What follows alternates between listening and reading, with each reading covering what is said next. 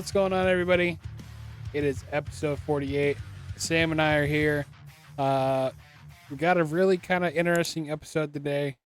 I'm going to be asking Sam some questions about fitness and stuff, and it should be a good one. I mean, we're trying to, like we said last episode, we're going to for more of a football podcast, and we kind of realized that we also are fitness and his stuff, and so, we haven't done one, yeah, a fitness one we in a haven't while. done one in a while, so Thank you so much for joining us. And, we're talking about the dark side of fitness today, yes. of the fitness industry, and like the toxic stuff and the dark, the bad stuff, the stuff that can kind of keep newbies away and makes them intimidated to join the gym. Well, not just newbies, people that are currently in the, the health industry. And, we're going to talk a little bit about body dysmorphia and how they feel. Yeah. And, it's just so much. Yeah, I know body. Sam obviously has more opinion than I do. So it's going to be more of like me asking him questions and then I'll chime in where I need to. It's just. Yeah, it's a little back and forth action going on. Yes, sir. So let me pull my thing up here. I'll go ahead. Got some notes going on. So like I said, this is the dark side of the fitness industry. So,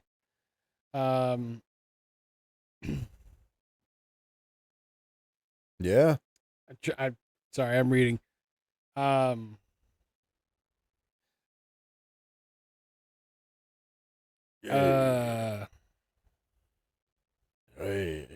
So let's talk Let's about. just jump right into it, man. I am just about to talk, and you just cut me off. Cut me off like that. Cut him off. All right. Down. Cut. Anyway, Sam, let's talk about the rise of steroid use. Is the pressure to achieve unrealistic physiques. So yeah, obviously steroids and PEDs are a very big part of the dark side of fitness and the toxic gym culture, if you will. The rise of steroid use, I mean, people have been using steroids since it really kind of started like more hardcore back in like the golden age of bodybuilding, like with Arnold and yeah. Arnold. But it's definitely the usage of it has increased throughout the years as it's more popularized even these days, and people are starting to become more honest about it even. And kind of the way I see it too is like people that are obviously on PEDs that are honest about it, I respect more than people you can obviously tell are using and say they're natural. Like, just be honest with your viewers, with people that are watching your content and listening to you.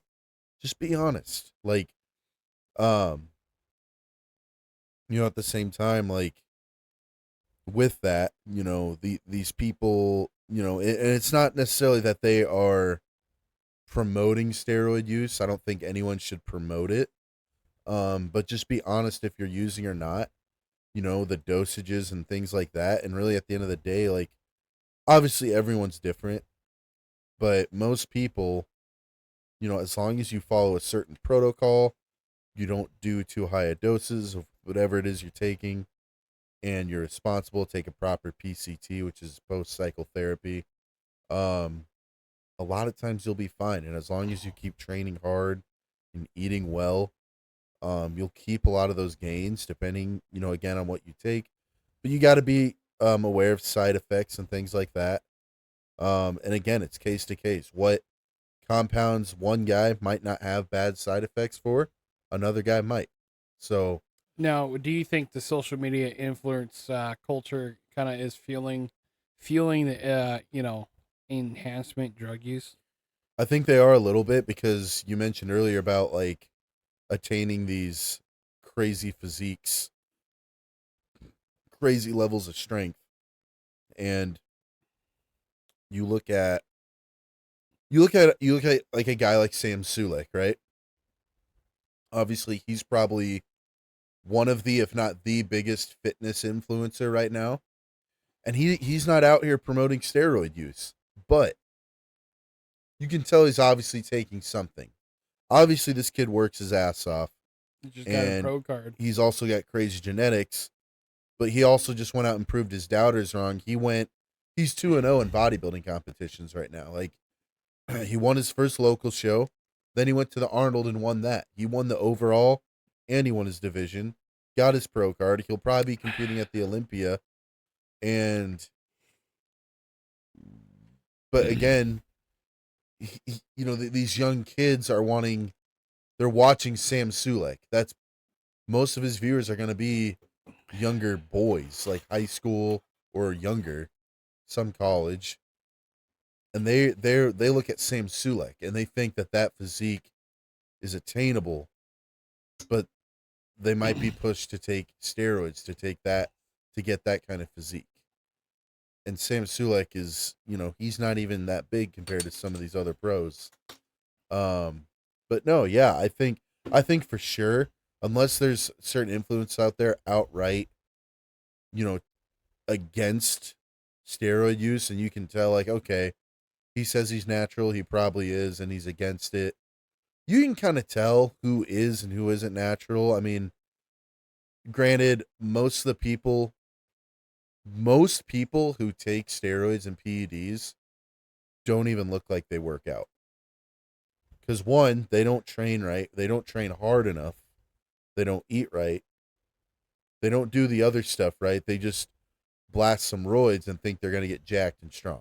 Now, what are the risks of steroids? Like health consequences, addiction to mental health. Right. So people get addicted to how they feel on steroids and how it's easier to build muscle. It's easier to get stronger. You recover faster. Mm-hmm. And they get addicted to that feeling that when they come off cycle, they're losing strength. They're losing muscle. They might start gaining a little bit extra body fat. They're not recovering from their workouts as quickly. And they hate that, like they thrive off being, the most optimal version of themselves from a performance in the gym standpoint. What you don't understand is when you run this stuff for so long without taking a break or taking some sort of post cycle, it's ruining other stuff. Like, yeah, you look huge, you look jacked, you're strong, but your insides are not going to function as well the longer you stay on. And if you're taking big doses, it's only going to get worse. I'm not getting into specific compounds and stuff like that because I'm not that educated with roids and PEDs to where it's like this compound does this compound does this. I know the major ones, but I do know that steroids in general, PEDs in general, they're going to have an adverse effect on like your insides and like, they can enhance your chances for disease and things like that. It's funny. Sorry to cut you off, but growing up, you hear Hulk Hogan, right? And as I'm drinking his beer, from like last few episodes, right? He is somebody that I think personally has taken steroids. Yes. And the rumor is take steroids, your pee-pee gets smaller. Well, it's not necessarily your pee-pee. It's your balls. Oh. Your balls actually do shrink because you're producing less natural testosterone. I see. So that's what happens. New. Yeah. So there's old Rich Piana videos about it. He's like, your dick doesn't get smaller, it's your balls that shrink. And the dick to balls ratio is greater or something. And he was trying to like justify it weirdly. It's kind of funny. I know there's a video that goes across. I know I've seen it. I don't know if you have, but there's a guy that goes around and he asks these females. And I'm sure he asks males too. I don't know. If they're juicing or not. If they juice and like what are the side effects and everything. And you could tell inside their voice they sound like men, and then like how he goes to like fitness expos and does that. Yeah. And I can't think of the name, but I've seen. Can you get behind something like that or videos and what he does? if he's just going around like just being an asshole about it, there's a way you got to approach it. Obviously, if a female has 3D delts and it just looks like absolute jack brick shithouse and has a deep voice, you're not fooling anyone. You're obviously taking stuff.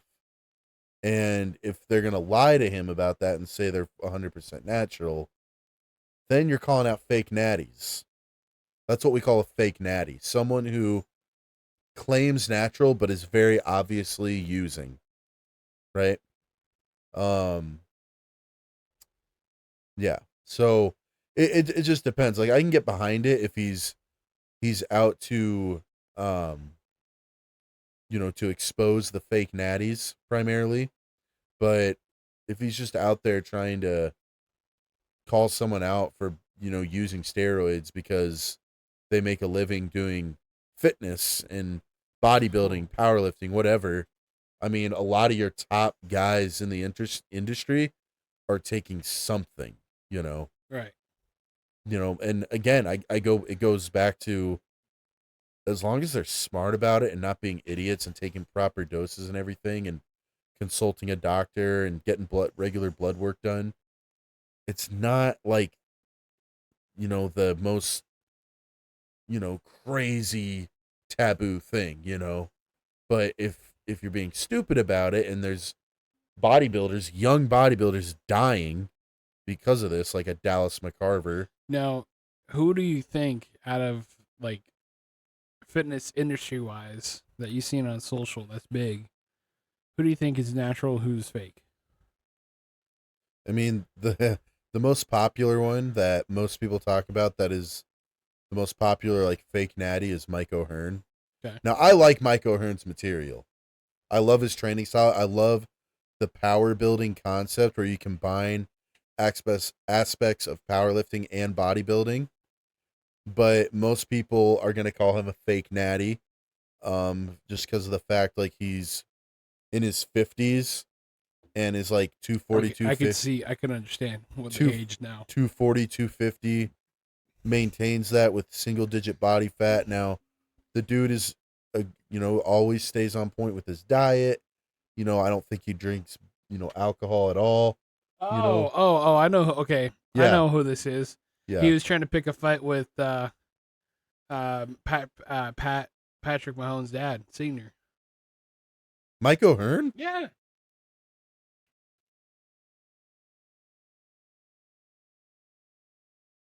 Wait. No. No, you're there. I know. No, I've seen him in round wrestling recently. Yeah, that's no, where I've seen him. He used to be in Gladiators. Yeah. See, okay.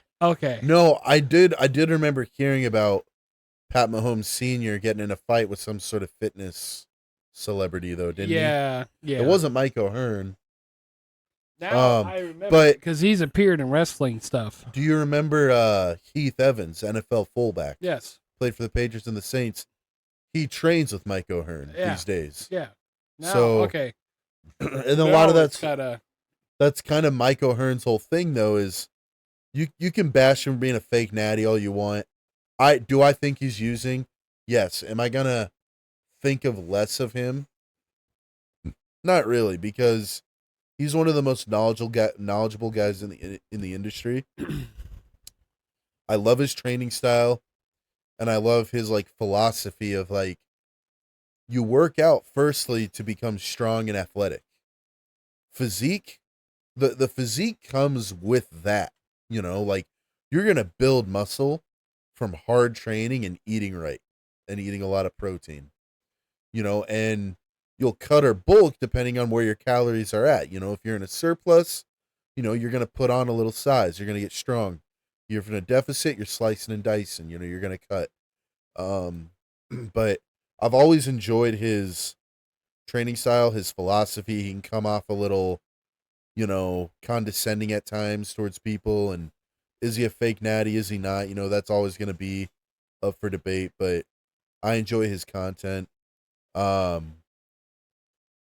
he doesn't really talk about that. He doesn't really talk about PEDs. Another one that's really big on social media is Joey Swole. I came across his stuff today again. I forgot he existed. He was the one that was going around saying, like, just because this guy is doing this doesn't mean he's looking at you. Well, yeah, he's all about, like... And which when we get to the toxic part, we'll talk more about stuff like that. Joey Swole exposes people more for, like, filming in the gym when people feel uncomfortable with it and stuff. And someone like me. You're right, yeah. Like, it'd be something like where if someone like me is filming in the gym... Oh, and, yeah, bro. And I got my tripod. And then I'm like... I'm like filming something, and then someone like Kale is in the background, and I put a caption like, "Who the fuck is this guy? You're filming me. Who the fuck is this guy ruining my video?" Like, man. If I posted that and put that caption, I would instantly get Joey Swolled. Like, that's kind of... You're asking for it. That's kind of the content that he makes, and I love it. I love it. He's really... I'm glad that finally someone had a chance to say it, but let's just save this for when we get to that. All I'm going to say is he's pushing that positive gym culture, but he's another guy who doesn't really talk about PEDs at all, but you can just tell. You can't forget about our boy, Robert Frank. Swole is the goal. Robert Frank, yeah. Dude, I love Robert Frank. He's fun. He puts out funny content mostly. You know, he did have a bag at one point right here, and he lost a lot of muscle, and then... he got it removed. Really? I don't remember. I'll have to look into it. And I will talk about the poop bag. Yeah. Anyway, you were saying? I will talk about real quickly because I've been watching some of their old stuff recently. The Hodge twins. Before they got very political. Yeah, they are 100% politics now. Very right wing Republican, which I don't really care. Like, your political preference is your political preference.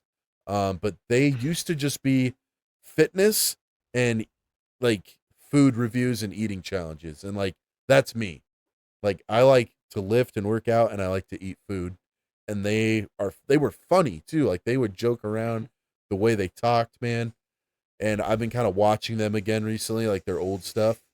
And I thought they were always natural, and they definitely never, they didn't endorse steroids. They never really talked about it a whole lot, but they would always claim natural. They'd always say they were cutting. Like, they would get like whatever, some big ass meal or like some sort of cheat meal and be like, "I won't eat the fries because I'm cutting." And it's just so hilarious. But they never really had like the size and the thickness to really, or even like the crazy definition that someone on a strong cutting agent or steroids would be on. But they just always looked good. They had some decent muscle, they're pretty lean, but they were never like, wow, that guy's definitely juicing. Anyway, moving on. Body dysmorphia in the fitness culture. What is body dysmorphia, Sam? So body dysmorphia, to keep it simple, is someone who it's really for people who, like, someone who is in really good shape or pretty good shape, someone who has a decent amount of muscle, fairly lean, definitely looks like they work out, but they themselves think they look like shit, or they have moments of thinking they look like shit. So if I can give a good example, what I think what you're talking about. So say like I lose a bunch of weight and say I get lucky and my skin will tighten up, right? Kinda, but like I'll have like this, like I can pinch it and it pulls out, right? Yeah. Like, oh my God, this ain't right. That's part of it. It's really more just so, like, say you lose a lot of weight and you get fit looking, you look like you work out, but you look in the mirror and you still see like I'm still fat. What you were before. Yeah. That's something I struggled with that for a long time. Like you weren't satisfied, like essentially. Right, yeah. And I still struggle with it from time to time. Like, that's why I was so obsessed. Like, when I really first hardcore getting into lifting, I was so obsessed with just being lean and having abs all the time. But I kind of grew out of that mindset. It's like, you know what? It's okay. Like, to build muscle, you have to gain a little fat to gain some muscle. Like, it's normal. And to get stronger, like, you're going to gain a little bit of weight to get stronger and build muscle. and you just have to become comfortable in your body. Like, I still struggle with body dysmorphia from time to time, but it's definitely a lot better than it used to be. And it's just something you got to kind of fight through on your own. I feel like everyone who's big into lifting has it, though, at least a little bit. Now, here's a question here. Do you think men deal with it more, or female, or is it the same? I personally feel like it'd be the same. Honestly, I feel like it's the same. It's like, quite equal. I feel like women are more, they talk about it more. Like, they're more open. Yeah, they're more open about it. Whereas men are just like, they'll hide it. They'll see it, and then like they might talk about it from time to time, but most of the time they'll just be like, "Fuck it, got to train harder, got to do better." And that's I can agree. That's usually how it is. It's the old meme, like, I don't remember, like the girls are like, "Oh my god, like you made so much progress" or whatever, like. And then the man's like, and then it's like, and then the man's like, he's like, I got to keep training so I can look like Goku or something. How consistent comparison and unrealistic standards leads to obsessions? Repeat that one. How consistent comparison and unrealistic standards lead to obsessions? So, like comparing yourself to others? I guess so. So, like... And then, like, how it becomes an obsession? Or say, like, how you want to say, oh, I feel like I look like Arnold Schwarzenegger. Or say, I want to have this unrealistic goal or standard that I want to look like this. And if I don't look like this, I have to punish myself to get this way. Oh, okay. Yeah. So... we're talking about punishing ourselves through exercise or diet, right? Yes. So that's about developing to where they pretty much are self-harming themselves. So say like if you go on those diets and you just do nothing but harm yourself and you don't realize it. That goes back to the body dysmorphia thing, kind of a little bit. Which it is. That's what I have in my notes. Yeah, so that basically goes back to like, say you're on a cut or you're trying to lose some weight, and say you splurged a little bit on the weekend. Yep. You had some not so healthy meals. You kind of went a little over on your calorie intake. Well, then I got to punish myself. I have to do loads of cardio tomorrow and I have to starve myself. That's having like an unhealthy relationship with fitness and eating. Shit. I know you pretty good about it. There's times that back in the day you'd be like, oh, say we got Omaha, like I'm gonna work it off. Sometimes you go work out after we get back, or no, yeah. The way I see it is, if I mean, I'm not cutting right now. I got a powerlifting competition coming up, and I don't cut for those. I think cutting is so hard. I think it would be so hard in your body sometimes, but I understand it. Like, it's it's good and it's bad. I mean, I haven't done a hard cut since 2019, like a really hard cut. But yeah, like say you're on a cut and say you splurged a little bit on the weekend and had a few extra calories, dirty calories. So you had like Olive Garden and then ice cream and then, so on and so or forth. You had like burgers or whatever. Like you drank some beers, like whatever. Yeah. The thing not to do the next day is to starve yourself and do boatloads of fucking cardio. Okay. One, cardio shouldn't be the catalyst of your fat loss. We don't punish ourselves with exercise, but also it shouldn't be the catalyst of your fat loss either. Two, you can actually use that cheat day to your advantage. Use those extra calories as energy and go move some fucking weight, man. Like, use it as an opportunity to build some more muscle and ignite that furnace a little more. And then you're going to be burning even more calories the more muscle you build. Okay, I'm not saying go out and eat like an asshole every day, but you can use those cheat days to your advantage if you're losing weight. And it's actually important to plan cheat days if you're, on a weight loss plan or trying to cut, because they literally can help you to help maintain muscle or even build a little muscle when you're cutting. And yeah, they can be very, very beneficial. Now, if you're someone who's just kind of main gaining, or God, what's the other word for main gaining? I can't remember. Maintaining. Well, no, it's gaintaining. So gaintaining. Basically what that means is you're maintaining a fairly low to healthy level of body fat while slowly gaining muscle and strength. And that's kind of the approach I like to have. I don't care to be single digit body fat percentage like I once was. I like to hover right around 15% and slowly build muscle and get stronger. Yeah. And, and I eat clean most of the time. I eat good, healthy foods, whole foods that taste good. But say I do, like on a weekend, I eat freaking, we go to Olive Garden, we have ice cream, or we do this and that. It's okay. And, I have a few beers, I can drink a few beers. Okay.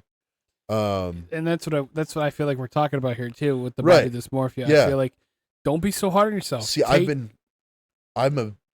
consider myself to be a seasoned vet in this fitness stuff. I come back, I know it's not going to hurt me. Like, I'll get right back on track the next day. Like, I will get back on my routine. I'll get right back on my... And that's self-discipline. Yeah, like, well, it's discipline, but it's also just, like, knowledge. Like, Yes. It's just knowing, like, hey, this one day isn't going to make you a fat slob or whatever. It's not going to make or break you. No. So, it's just... It's having a healthy relationship with your mind, your body, and with food. Your soul. Your mind, your body, your soul, food, exercise. We don't exercise to punish ourselves. Just because you had X amount calories more this day doesn't mean you have to burn X amount calories more the next day. You might want to punish yourself like what we did with the burgers thing we did, the video. Even then, like, dude, it's one day. Yeah. I'm not going to eat. You're going to feel like shit. I'm not going to eat 3 burgers every day. Like, from 3 big ass burgers from 3 different restaurants every day. Like, that is just like, I felt like crap. I'm like, it was like, I felt terrible, but like, am I doing that every day? No. Like, you might feel like you want to, but really it's not the right approach. And, you that's obviously not something you can do every weekend if you're cutting, because if you're doing that every weekend, you're sabotaging your own results. But strategically implemented, those cheat days can help you for sure. Now, I just had the thought in my head. So say like bigger guys like me, right? When they go through they actually do, and they lose weight and they drop about 100 pounds. Oh. Do you think that body dysmorphia starts to hit them after a little bit? Okay, I reached 100 pounds, or I reached 125 or 150. And it's like, oh, I want more. And that's good for bigger people. I mean, we know people that were like my size or a little bit smaller than me. I mean, even me, like when I first started getting like hardcore into like fitness, I was a weight loss. Like, I wanted to lose weight because the only reason I weighed as much as I did after high school was for football. Right. And I lost, 40 pounds of body fat really. And, kept it lean, kept my muscle, got chiseled down. I got 6-pack shredded by winter of my freshman year of college. I felt great. I really did. I felt really good about myself. The thing is with my body type, isn't meant to be that lean all the time. Like, I have to fight to be that lean all the time. My body wants to grow. My body wants to build muscle and be strong. That's my body type. You have to know what your body type is, guys that are, I'll just break it down real quickly here. There's 3 body types. There's ectomorph, which are guys that struggle to gain weight. um they're it's easy for them to stay really lean. There's mesomorphs, which are just naturally muscular dudes that, they have that typical bodybuilder physique. And it's pretty easy for them to build muscle or lose fat. And then there's endomorph, which are your typical like bigger guys that struggle to lose weight, but don't necessarily struggle to gain muscle and get stronger and stuff. So like I would say for me, I'm kind of a hybrid between meso and endo. You can be a hybrid of different kinds. Kale, I would say you're definitely more like just the endomorph spectrum, and then like everyone's different. Like I said, I think I definitely am kind of a combination of meso and endo, but someone like my brother, both my brothers, are definitely more towards like the ectomorph side. What was the endo again? Endo is like your naturally bigger guys who struggle more to lose weight, but they don't necessarily struggle to gain weight or gain muscle and get stronger. Meso's kind of like your balance, like they don't necessarily struggle to gain muscle or lose fat. They struggle a little more to lose fat than ectomorphs. And then ectomorphs are just your naturally skinny guys. Like they actually struggle to gain weight. They just have like naturally fast metabolisms. Nice. Let's see here. But but sorry to cut you off, but you kind of asked about the body dysmorphia. I feel like a heavier guy loses a bunch of weight and that body dysmorphia kicks in. I mean, honestly, as someone who's been lifting weights for over and working out for over half his life, I feel like the body dysmorphia it's always going to be there. It's just how well can you manage it in your head, Yeah. It's always going to linger, but you find ways to like see past it. Cuz you at the end of the day, like sometimes like it's truly body dysmorphia and sometimes it truly is like I got to get my shit together. But if you're someone who regularly works out and you're in shape and you look like you work out, like you regularly get compliments from people that, you look good, you look strong, you look, big, muscular, you look lean, it's probably the body dysmorphia talking. But if you're someone who probably, doesn't work out as much or whatever, and you're not, in the greatest of shape, then it probably is like, hey, I got to start doing something here. So, but continue. I can go on and on about this stuff. I know you can. Let's go back on the impact on men and women differently. With body dysmorphia? Yeah. Yeah, so kind of like I said, I think the impact is really kind of 50-50. I just think women are more vocal about it most of the time. Like they'll talk about it more. They'll kind of justify it more as body dysmorphia, whereas men are going to keep it inside and maybe be a little bit harder on themselves and be like, shit, I got to lock in, like even if it is that guy I said, like it's, your guy that, looks in shape, has some good muscle, is decently lean, pretty strong, gets complimented a lot for his, his physique or his strength or whatever,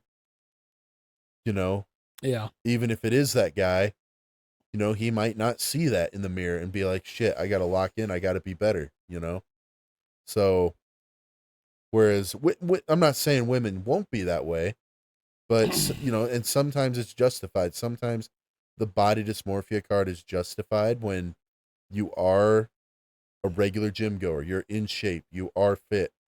When it's not justified is if you're not a regular gym goer and you don't really people don't see you in that way, you don't really look like you work out. It's probably not body dysmorphia. You probably really just need to lock in and you know do what you got to do to get in better shape. And a lot of people, I do feel like, I'll be honest, I do feel like people use body dysmorphia as an excuse at times just to say they're depressed and whatever, like they are, like that's the reason why, like I don't know, like their body dysmorphia is killing them lately, and it's like sometimes I like with some people it's like, dude, you don't have body dysmorphia, you really just need to lock in and get your shit straight. It kind of depends on the person at the end of the day.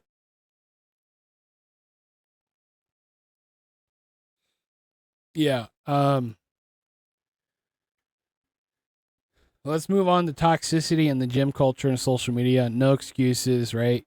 Right. The no excuses mentality and the toxic positivity. Yep. The no excuses mentality. So like, um, kind of with the whole body dysmorphia thing, like it kind of plays in hand with that. Like, no excuses is like, like I said, sometimes people use body dysmorphia as an excuse as to why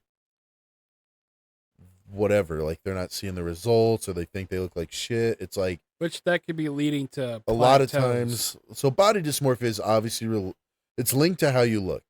It has nothing else. Body dysmorphia has nothing else to do with anything in fitness other than visual aesthetics. It has nothing to do with how strong you are. It has nothing to do with, other ways we can measure progress in the gym rather than how you look. And body dysmorphia can be used as an excuse for people that aren't even in shape yet. And when it's someone that's not in shape saying they have body dysmorphia, I call bullshit. You actually just look like shit.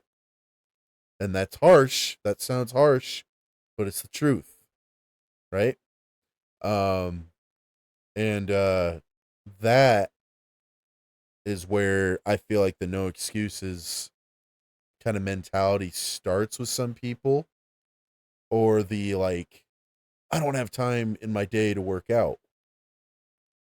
I mean, where are your priorities at? You know, some people, I mean, you have time for what you prioritize at the end of the day. We all have 24 hours. I know it's a cliche. We all have the same 24 hours, but it kind of holds some truth, you know? And, again, you have time for what you prioritize. And if the gym and working out isn't a priority to you, then, well, then, yeah, I guess you don't have time, but it should be a priority. Your personal health and your physical fitness should 100% be a priority. But see, some people think they need to go to the gym when yet, they can do it at home too. And Right, right. Oh, yeah. No, I mean, I'm not saying you have to go to a gym, no, I know. but yeah, like if you have a home gym or whatever, like you don't need a lot of fancy equipment to get a good workout. And, unless you're specifically training for something like me, I train for powerlifting, I compete in powerlifting. I need a barbell and weights. I need a bench at least. A squat rack. I prefer a combo rack with, a squat and a bench. And I prefer specific types of barbells for certain lifts and certain types of plates. Because training a certain way with certain equipment is going to get me the best prepared. But if you're someone that's just trying to work out to get in better shape, just to get to a healthier place in your life, um, you don't need all the fancy equipment. You can use your own body weight and get a great workout. And on that note of competing, fitness related sports like powerlifting, bodybuilding, whatever, strongman, CrossFit. Just because someone's competing in something doesn't mean they're the most healthy person either. Like, they might be very fit and very athletic and very strong and look good, but that doesn't mean they're inherently healthy. You have to do some unhealthy stuff sometimes to get to a certain level. So yeah, that's kind of a big part of it as well. And that falls in line with the no excuses Exactly, and like doing whatever. mentality. That's kind of to quote Rich Piana, the late Rich Piana, the whatever it takes mentality. Of you have to take certain supplements, you have to eat so much food or devote this much time to recovery and stuff. Like even with me, like as a power lifter, like having to eat so much food to maintain, the certain level of size and strength to put up the numbers I have to put up, like it's not always super clean calories. So like, sometimes I have to eat some more calorie dense food just to get the calories in I need. Um so, that again, it's that no excuses, whatever it takes kind of mantra. Um, do you think there's a lot of gatekeeping and sharing in the, or not sharing? Do you think there's a lot of gatekeeping and shaming in the fitness community? A little bit. I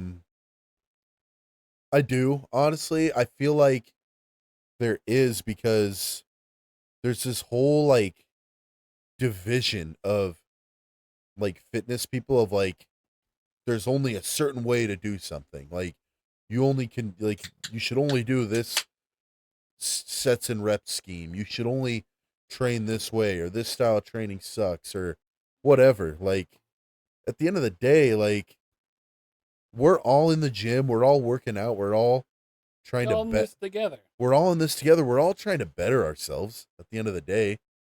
Like what's with all the and it stems from social media and these influencers. And there's a few out there now that are trying to make it more positive that we're a community. Joey Like Swole Joey being one of them. Swoles. And another one is Eric Janicki. Yep. If you look him up, he is all about the community. And even, Sam Sulek to a point. Like he's just, doing his thing, trying to be, there are positive Even Robert Frank a little bit. to a point. Yeah. There are positive gym influencers out there. But some of the more well-known minds, especially from a social media standpoint, in the fitness industry would be Greg Doucette and Mike Israetel. And for the longest time, they had this beef, right? They were button heads. When really, a lot of what they believe, they agree on a lot. And because of Eric Janicki, they squashed their beef. Like, it's just crazy, man. Like, so many people are so set in their ways of like, I know the most. This is what works. That doesn't work. Listen to me. I'm the best. And it's like, that's not how it is, man. Like, this is literally strength training. It's not rocket science. There's so many different ways to get results, so many different ways to design a program and get results and get, whatever your goals are. There's like anyone that does, that thinks it's just like one way or like it's just baffling. It's just mind blowing, man. Like or like certain exercises suck and things like that. Now going to the gatekeeping thing, do you think people are starting to gatekeep what supplements they use? Yeah, I mean personally, in my standpoint, I think I could kind of get behind that because maybe a little bit. because if say they want to keep something like a secret, right? They don't want people to flock to that, and then it gets ruined or something. Like yeah, I could see if they're like maybe a sponsored athlete for a certain company, like their line of supplements, and they're taking something else that they like better that isn't that line of supplements. Obviously they would want to keep that private, otherwise they lose their sponsorship. There's and this is kind of on topic, kind of not on topic, because he actually just made his own building, his own shop, and he put his own workout area. I kind of noticed that he does kind of he's a pretty blunt dude. Victory Outdoor Services. He's sponsored by DeWalt. He always stood behind Milwaukee, and he'll say straight up say if DeWalt the tool sucks. Yeah. Or anything he does. He does reviews on. He's really big on Element. He's really big on the debt thing now, but he's really put on his thing about Element. I keep seeing things about Element and good things about it. Yeah, I think too with like the supplements thing, like even if they are like with a certain brand and they're like, I don't know, testing something or might be good, they might wait longer to put it out because they like it for themselves maybe first, but Yeah. I don't know. I think that'd be kind of stupid because you're missing out on an opportunity to make really good money and revenue off a good product. People that have their own supplement brand, after a while, how long does that shit last? Like how until they like, what if they just stop liking it? I mean, the really good companies just keep pumping out new shit, which it's just crazy, man. Like the supplement industry is so saturated with just a bunch of the same stuff, you know. Like pre-workouts, like so many of them are just the same, you know. You want to, and even with like aminos, protein, any of it, it's just so much of it.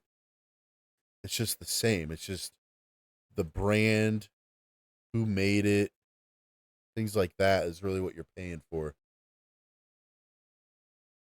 Go ahead and name your top, I guess, 5 or 10 useless supplements that are out there right now. Useless? Yes. Top. Whatever you want to do. Top 5 or top 10. Okay. Useless supplements. Let me think here.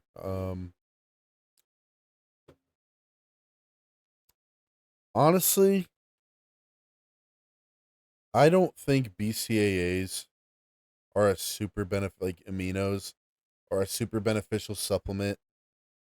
Unless it might have a slight energy blend, because then it can help you if you have a sensitivity to high stim pre-workouts, you can use it as your pre-workout.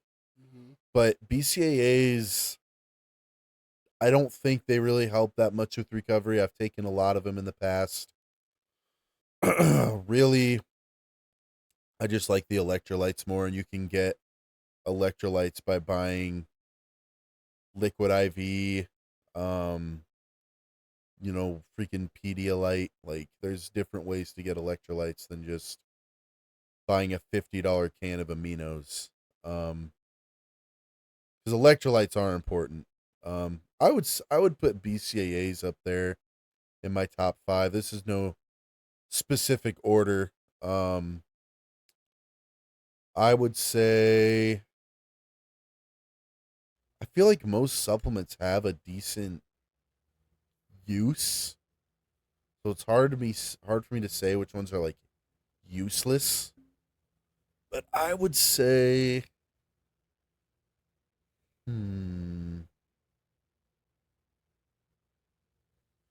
maybe like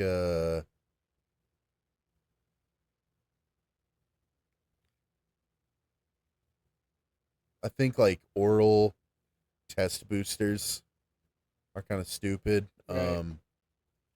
Just because like they don't really do a whole lot for you, and if you really want to increase your natural test levels, like there are certain foods you can eat and different things you can do to increase that, or you can just like try to get a prescription from a doctor if you meet the qualifications. And injecting, I'm not advocating injecting, but it's going to be a lot more potent than anything you would take orally. From that standpoint, I would say I might get some hate for this one. I'm not hating on the supplement itself, but creatine, which is a very well researched, time tested, very successful supplement, that works. It works. I have just never really seen great results with it in the past. I've just I always noticed. thought creatine was bullshit. It's not bullshit. It's definitely works, but Just not a fan of it. I feel like it depends on your body type. Like I feel like if you're a a already kind of a bigger guy, kind of like us, your body all because creatine is something your body naturally produces, and it's something you can get through eating just like red meat. So you eat a lot of steak or beef, you're probably good, you know. And I've just noticed from times in the past when I've actually supplemented with creatine monohydrate is it makes me just puffy and bloated, man. And like literally like the last time I took it for an extended period of time, I literally felt like I was getting fat. And but like the moment I quit taking it, in a few days I was back to normal. And it just you have to drink a lot of water. I already drink a lot of water, but I also just think like my body produces enough of it naturally that I don't feel the need to supplement it. And I also like in my diet like a lot of the protein I eat will come from like steak or beef, and I just don't really feel great supplementing with creatine. So for my own personal use, I'm going to throw creatine in there. I'm not saying it's useless. I'm saying I have not seen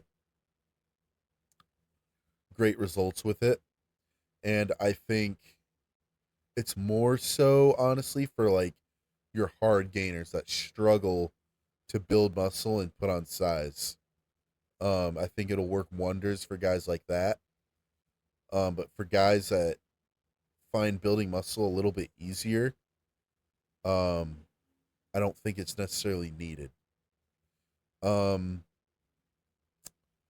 I think certain pre-workouts too that like go overboard with the stimulants. I just don't think there's any need for anything more than 300 milligrams of caffeine per serving. Anything more than that is just going overboard, man. Remember how C4 everyone had C4? Well, see, the first pre workout I got hooked on when I first started using supplements was Hide. That stuff, like my first time taking pre workout as an 18-year-old college kid, I took Hide, and the pumps. Well, it was Hide mixed with no, it was just Hide on its own. And I bought it from Rexius, like when they first opened or whatever. And I felt like I thought that's how like being on steroids felt. Like I had like it was my I'm first time tripping out, man. literally, dude, like it was my first time taking pre-workout. I was getting the best pumps of my life that I'd ever had. My veins, like I had veins everywhere, man. Like I felt like dang, like You're on top of the world. yeah, I felt like I was getting such a huge dopamine rush. And I was like, dude, this is like I feel like I'm on steroids right now, but it was literally just my first time taking It's like on pre-workout. cocaine. And back then, Hyde was one of the strongest pre-workouts on the market. And but I just think that the pre-workouts that overdo on stimulants and not enough on like their pump matrix, like ingredients like citrulline and agmatine, that are gonna help increase and get a better pump and more blood flow. Um I'm not a big fan of those. Like just really stimulant high and not very nitric oxide high pre-workouts. I will also say, let's see, what have I all done? I've done BCAAs. BCAAs are not bad. BCAAs was the first one I listed. Never mind. But I would just say, but again, I kind of gave my reasons on that, but BCAAs, creatine from myself personally, high stim pre-workouts with a bad nitric oxide blend, not a lot of nitric oxide blend. I'm gonna throw whey concentrate in there, 100% whey. I like whey isolate personally. It's easier on my digestive system. My body absorbs it a little better, whereas whey concentrate is pretty hard on my stomach and kind of just goes straight through me. And you're listing that because of stomach issues. Right, Okay. right. And then That's fair. probably my last one would just be like, I don't know, like carbohydrate powders or like post-workout shakes that are high in like carbohydrates. Like for me, it's like post-workout, I'd rather drink like a lean protein shake, like a whey isolate protein shake, and then eat a good post-workout meal to get my carbs, some rice, potatoes, whatever it is, whatever meal you eat. I'd rather it be real food than in a shake. You're going to see better gains from that anyway. Now, look, can you do a little quick PSA for all the new people trying to get into lifting, and especially kids, especially a pre-workout? My coworkers reached out to you about his kid wanting to do pre-workout. Like a PSA regarding supplements or just the gym in general? Supplement wise, like pre-workout, and Right. I think pre-workout is probably the biggest one because you know how people are now these days. Or number one, for any gym newbies, anyone wanting to get into the gym, especially kids, but really anyone, just know that it's going to take a lot more than whatever supplements you're using. A lot of people think that the supplement, they'll get on a certain supplement or a certain magic pill and they think they're going to get the body of their dreams, and that's just not the case. Supplements are awesome when used in conjunction with and properly with hardcore training, training harder than last time, as Greg Doucette would say. On a good program, a good, well-balanced program. You don't need the perfect training program to see results, but you do need to train hard and give a lot of effort. Combined with good, healthy eating, a good diet, good nutrition. I hate the word diet, but you know what I mean.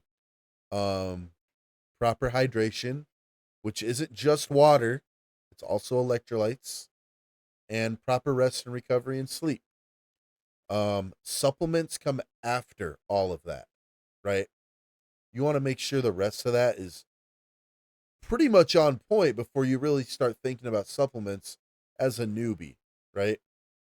Do not make it the primary focus of your fitness journey. Now, if you're a kid, be careful, like pre-workouts. Like, you don't want to take really strong pre-workouts if you're just like a teenager getting into the gym, especially if you're a kid. Like, and if you do drink it with water, don't do it dry. yeah, That's a dumb trend I've been seeing. Do not dry scoop pre-workout and chase it with water. Your pre-workout is literally designed to be mixed with water and to be drank mixed with water. It's going to travel to your muscles and be used a lot more effectively and efficiently when you actually mix it up beforehand.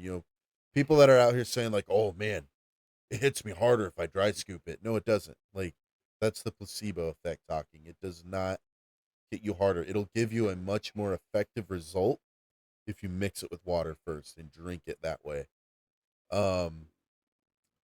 But yeah, if you are wanting to use pre-workout, like, or if you're interested in taking supplements, talk to someone first. Like, talk to someone who knows their stuff.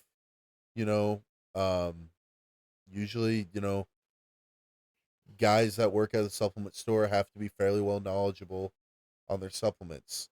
But if You they're know, saying like, "Oh yeah," like trying to get a sale, there walk there out that door. there are bad supplement store employees, that are just trying to make a sale and make some easy commission. Um, and then there are ones that are going to be genuine with you. Um, Ask a fitness professional. Ask a certified personal trainer. Ask a nutritionist or a dietitian. People like that are going to know about supplements. Most doctors are probably going to know a little bit about supplements as well, you know, or a lot, it just depends. I'm not going to sit here and say doctors know everything though either. So, But yeah, Got one more on this segment here, since we're talking about supplements. yep. I know we've had we've talked about weight loss and stuff before on this channel. Um, give your give your thoughts on current trend diets, so like keto, carnivore. Oh yeah. And what are your thoughts on what people think some people should try to do or look into? If not, regardless, if I clip this out, you already know. You already know the responses we're gonna get when I clip it out. One fad diet that I've done before that I've seen good results with that I can actually get behind is intermittent fasting. It's something I've done in the past on cuts, and I've always seen good results. It's a way I feel like I can drop body fat and get leaner without being overly restrictive with the foods I have to eat. I can still eat some of the foods I enjoy, tasty foods that I enjoy, and still lose weight and be full and satiated and still drop body fat and lose weight. So I can get behind that. Another one that I've seen that's gotten really popular, like within like recent years, is carnivore diet, and it seems pretty like that's another one I could maybe do and get behind. Like, this one might change your mind too, or up it. I mean, give it more brownie points. So there's this customer that comes into my store. He works for one of the local electricians. He lives in the same town as us. His family is great. His family owns the food truck over by the old feed mill over there, Tinker's. Okay. He lost 100 pounds. Doing carnivore. We finally asked him, like, what have you been doing? He said, I've been doing carnivore diet. And he said his goal was to fit in he's going to be in his brother's wedding. He wants to fit in the tux. And that dude, I can't believe how much weight he's dropped. I'm like, holy shit. The thing is again, it's one of those where keto is low carb, but carnivore is also a little different from keto. I feel like carnivore is a lot better than keto. Carnivore, you're loading up on protein and fats, and the thing is, protein is one, it has a higher thermic effect on the body than fat or carbs. And it's filling. Protein is filling. It's going to fill you up. And fat is 9 calories per gram. So that's also like, it's just you're going to be getting a decent amount of calories from the fat you're consuming, and the protein fills you up. Most of these people doing carnivore are eating steak and eggs for every meal. Or just meat or something. Steak and eggs, bacon. Some kind of like beef. Cheese they can eat. Yep. Avocado. I love avocado. Avocado because it's a good healthy fat source. And once in a while they'll throw in like some fruit. I thought about it. I thought about doing it. That's one I can get behind because people have seen some good results, and it's not like overly restrictive really. Like, yeah, you're not eating like your breads and your grains and your carbs. It's really anything that comes from an animal you can eat outside of like the occasional avocado or fruit once in a while. Berries. My thing is, if I do it, I don't want to lose my love for beef. Right? Right, because you'd be eating it all the time. Yeah. But you can eat chicken too. I didn't know that.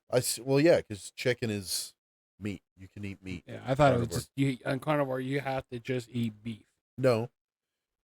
Nope. Carnivore is anything that's based like from an animal source, basically.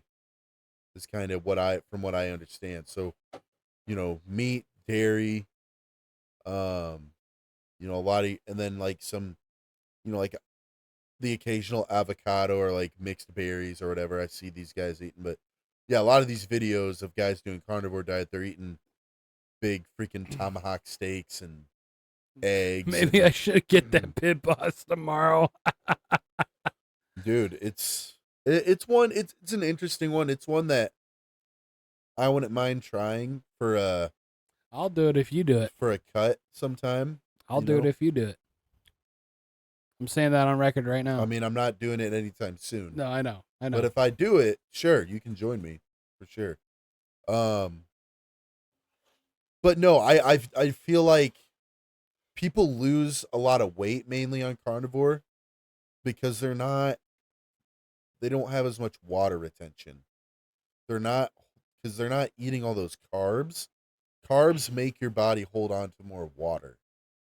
And so you think the water's kind of like pushing it out more? Yeah, so like they're losing weight, but they're not retaining as much fluid because they're not eating as many like starchy carbs. Interesting. So whereas keto is just kind of straight up like it's just I don't know, it's just a little bit different. Keto is bullshit. Yeah. I mean, keto is more restrictive, and But hey, if people are getting results for, okay, first of all, let's just say I feel like here's the thing. From what I've seen, keto. Now there are some outliers. There are people that can do keto all year round and be fine. They feel fine, whatever. And there's a lot of people that get results. I just don't like the fact that every food item you see, keto friendly, keto this, keto bread. Like what? Right, that doesn't make sense. No. But people that do keto, they Sorry about that. Storage space got full for some reason. Hmm. I gotta look into that more. It's the second time it's done it to me on both podcasts. fun times. Anyway, you're talking about keto and stuff. Yeah, I was saying we were kind of comparing keto and carnivore. And they're very similar because they're both low carb or no carb, whatever, however you want to look at it. It's just most of the time, obviously there's outliers, but most of the time, the results people get on keto are not as permanent as the results people are getting on carnivore. Keto's a little more restrictive in my opinion, whereas carnivore, people are making results that are sustainable, that they last, and they're able to stay on carnivore. Whereas keto, they bounce, you have to come back off of it at some point. Most people but and then the moment they start eating the carbs again, it's just they gain the weight back and then some. Whereas I can definitely tell with carnivore, it's just the benefits too. Like they're eating whole foods, no carbs. Like it's just it's different, and I've seen more success stories and more positive stuff about carnivore than I have for keto. But I'm not saying that you can't get results off keto. It's just I've just seen better with carnivore, and I'm not really advocating for either. So I'm not a big fad diet believer. At the end of the day, you're gonna lose weight with either one because you're basically cutting out an entire macronutrient. So, yeah. All right. Let's say here. Let's go ahead and do some final thoughts. We're gonna summary of what we talked about. We talked about body dysmorphia, the rise of a lot today. the steroid use in the industry. Mm-hmm. We just got done talking about toxicity, and then we touched on some supplements and dieting and stuff like that. Mm-hmm. Sam, go ahead. Let's use let's talk about encouragement to focus on sustainability, healthy fitness goals, etc., etc. Some of my main things, like to healthy goals that are, or healthy habits, I should say, that are sustainable.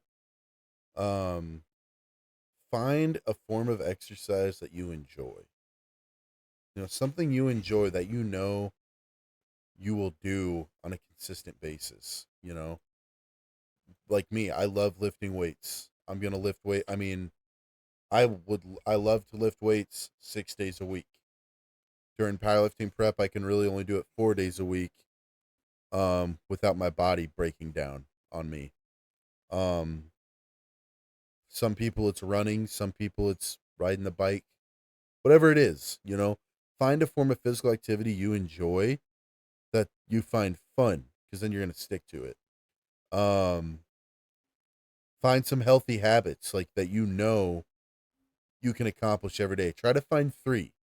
Okay, my three are getting in a workout, okay, lifting weights, getting at least 1 gallon of water in per day, and making sure I eat enough protein that day. Those are three healthy habits that I know I can accomplish every day to stay on top of my shit.